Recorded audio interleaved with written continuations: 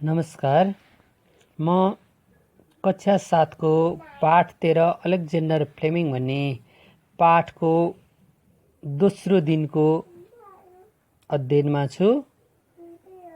त्यसमा हामीले पहिलो कक्षामा यसको वाचन र यसको सामान्य छलफल गरिसक्यौं र यसको अप्ठ्यारा कुराहरू मैले बुझाउने काम यसको पहिलो दिनको कक्षामा भइसक्यो र आज हामी दोस्रो दिनको कक्षामा छौं र आज भने म यहाँहरूलाई अभ्यास अन्तर्गत 1 देखि 3 सम्मको अभ्यासको बारेमा छलफल गर्छौं।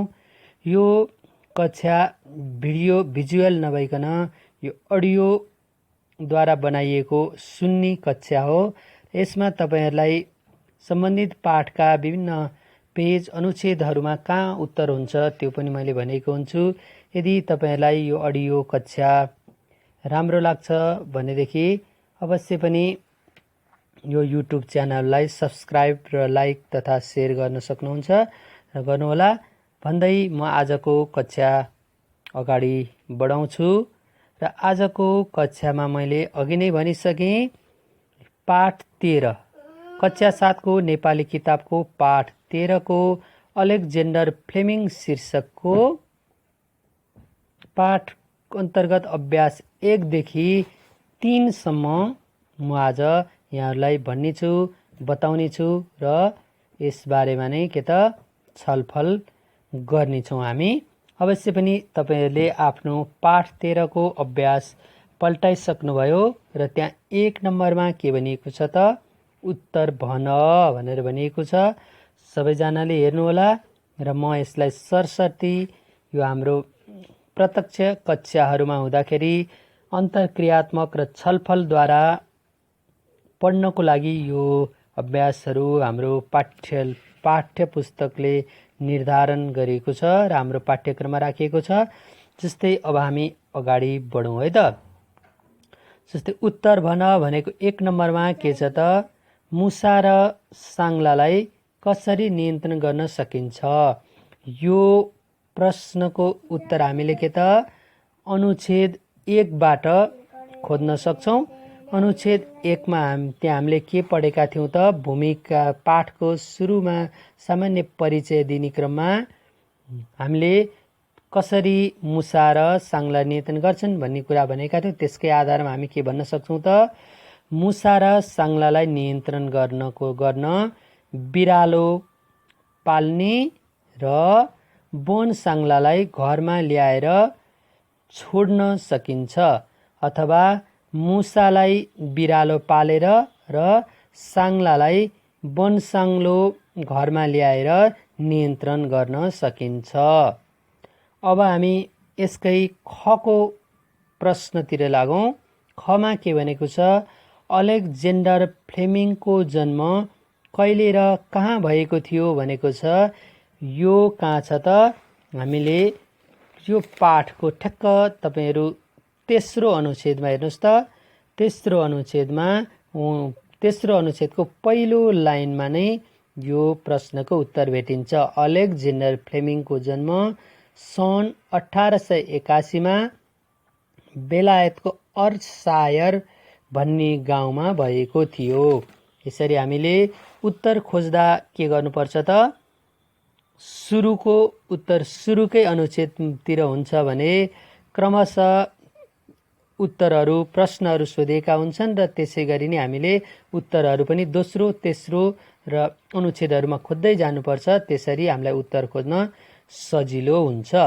अब खको के त अलेक्जेन्डर फ्लेमिङको जन्म कहाँ भएको थियो त कहिले र कहाँ भनेको छ सन् 1881 मा बेलायतको अर्कसायर भन्ने गाउँमा भएको थियो। अब गमा हेरौं। गमा के छ त फ्लेमिङले कसरी पाएको पैसाले पढेर डाक्टर भए भनिएको छ। कसरी त यसको उत्तर चाहिँ हामीले कुन अनुच्छेदमा हेर्छौं त चौथो अनुच्छेदमा है त। तपाई दोस्रो पाठको दोस्रो पेजको सुरुमा दिएको अनुच्छेद त्यो हाम्रो पाठको चौथो अनुच्छेद हो। त्यो अनुच्छेदमा यसको उत्तर छ। यो के त अब हामीले कसरी लेख्नु पर्यो फ्लेमिङले उनका काकाले इच्छा पत्र गरिदिएको 250 पाउन्डबाट पढेर डाक्टर भए। फ्लेमिङले उनका काकाले इच्छा पत्र गरिदिएको 250 पाउन्ड पैसाले पढेर डाक्टर भए। यसरी हामीले यो पनि उत्तर भन्यौं। अब गमा के छ त, लेसोजाइम के हो र यो केमा पाइन्छ भनेको छ। यो लेसोजाइम भन्ने तत्त्वलाई सुरुमा कसले पत्ता लगाएको त, उनै फ्लेमिङले आफ्ना विभिन्न जैविक नियन्त्रण विधिका बारेमा अनुसन्धान गर्ने क्रममा पत्ता लगाएको। यो कहाँ छ त, पाठको दोस्रो पेजको 7औं अनुच्छेदमा छ। दोस्रो पेजमा अथवा पाठको दोस्रो पेजको सबभन्दा तल अथवा पाठको 7औं अनुच्छेदमा छ। त्यहाँ के भनेको छ त, अनुसन्धानबाट प्राणीको दुध, रगत, सिगान र आँसुमा हुने एक प्रकारको शरीर रक्षक तत्त्व पत्ता लाग्यो भने छ। अब यसमा हामीले ठ्याक्कै प्रश्न अनुसार उत्तर मिलाएर लेख्दा के लेख्ने त, लेसोजाइम शरीर रक्षक तत्त्व हो। यो प्राणीको दुध, सिगान, रगत र आँसुमा पाइन्छ।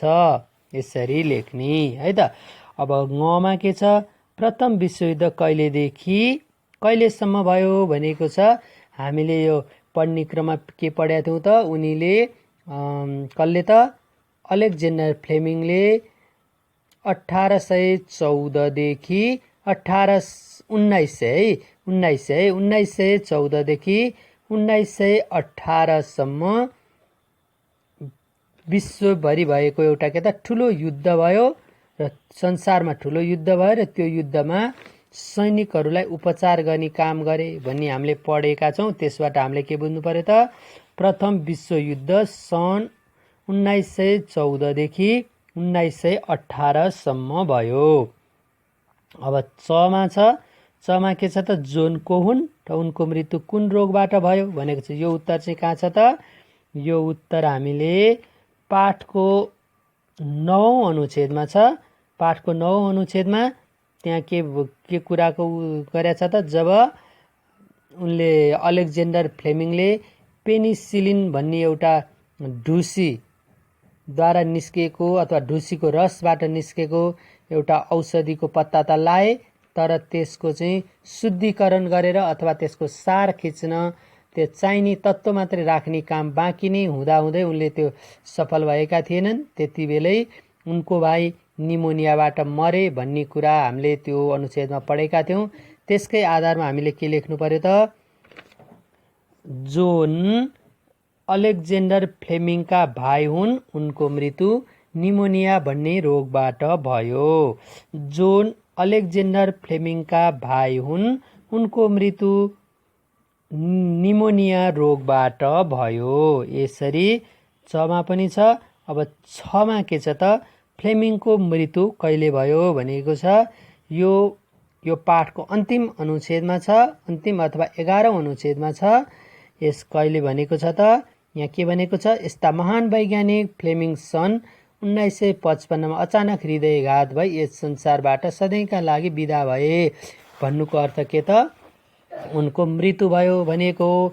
अब हामीले के लेख्नु पर्यो त, फ्लेमिङको मृत्यु 1955 मा हृदयघातबाट भयो अथवा फ्लेमिङको मृत्यु 1955 मा भयो भनेर मात्रै लेख्दा पनि हुन्छ।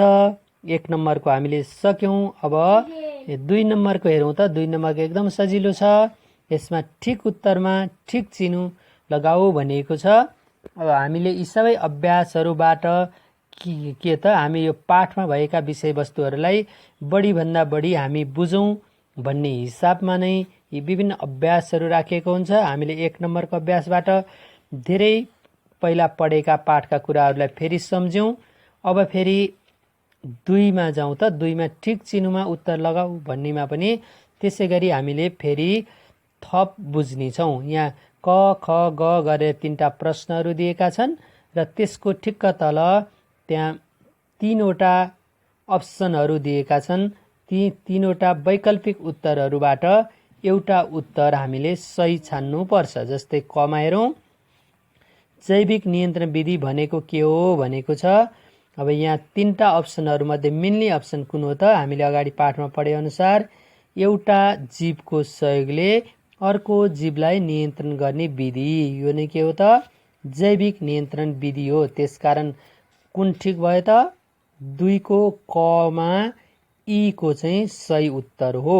त्यसै गरी खमा के भनिएको छ? प्रथम विश्वयुद्धमा फ्लेमिङले के भएर काम गरे भनेको छ। हामीले के पढेको थियौँ त अघि? युद्धभरि उनीले सैनिकको उपचार गर्ने काम गरे भनेपछि के भएर काम गरेछन् त? घाइते बेलायती सेनाको उपचार गर्ने डाक्टर भएर काम गरे। यसको अर्थ के हो त? खको पनि सही उत्तर ई को हो। त्यसै गरी गमा के छ त? पेनिसिलिनको शुद्ध सार कसले झिक्यो भनेको छ। कसले झिके त? जब फ्लेमिङले त्यसको पत्ता त लगाए त्यो ढुसीबाट जैविक नियन्त्रण गर्न सकिन्छ भनेर, तर उनले त्यसको सार खिचेर त्यसलाई औषधिको रूपमा विकास गर्न सकेका थिएनन्। उनको एउटा लेख, पत्ता लागेको कुराको लेख प्रकाशित भएपछि अक्सफोर्ड विश्वविद्यालयका 2 जना फ्लोरी र चेन भन्ने वैज्ञानिकहरूले के गरे त? अनुसन्धान गरेर त्यसको सार झिक्ने पद्धति पत्ता लगाइसकेपछि एउटा लेख प्रकाशित गरे। त्यो लेख पढेपछि फ्लेमिङले के त? उनी 2 जना डाक्टरहरूलाई फ्लोरी र चेनलाई भेट्न गए र त्यसपछि उनीहरू 3 जना मिलेर के गरे त? पेनिसिलिनको शुद्ध सार झिके। त्यसको हुनाले यसको सही उत्तर कुन हो त? फ्लेमिङ, फ्लोरी र चेनले। अब यसबारी के भयो त? हामीले यो 2 नम्बरको सबैको सही उत्तर कुन रहेछ त? ई र ई रहेछ। अब हामी यही पाठको 3 नम्बर जाउँ। 3 नम्बरमा के भनेको छ त? पाठका आधारमा मिल्दा शब्द छानेर खाली ठाउँ भर भनेको छ। अब यहाँ हेरौँ, पहिलो औषधि हो भनेको छ। पहिलो के त? यो जैविक नियन्त्रण औषधि पेनासिलिन हो।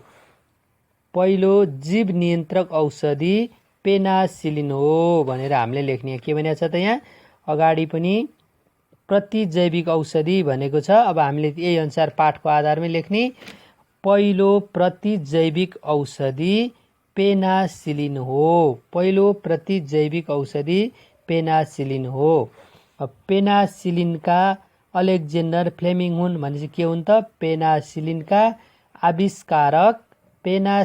आविष्कारक अलेक्जेन्डर फ्लेमिङ हुन्। खको के त? पहिलो प्रतिजैविक औषधि पेनासिलिन हो। खमा के त? पेनासिलिनका आविष्कारक अलेक्जेन्डर फ्लेमिङ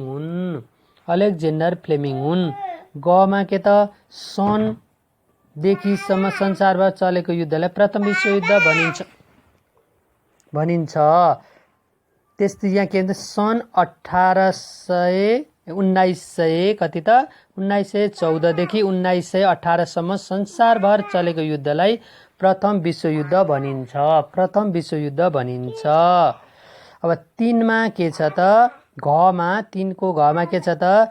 3 जनाको प्रयासले तयार पारेको 4 जना सिकिस्त भनेको छ। यहाँ के छ त? पाठको लगभग उसमा छ 3 जनाको प्रयासले झिकिएको पेनासिलिनको सार 4 जना सिकिस्त बिरामी बालकमाथि प्रयोग गरियो भनेपछि 3 जनाको प्रयासले तयार पारेको के भन्ने त?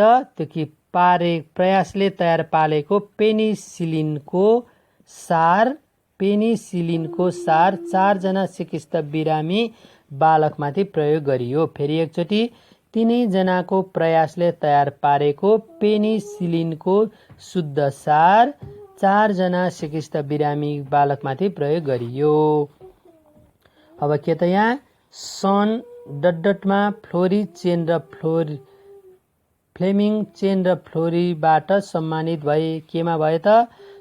यो चाहिँ पुरस्कारको कुरा। सन् कति छ?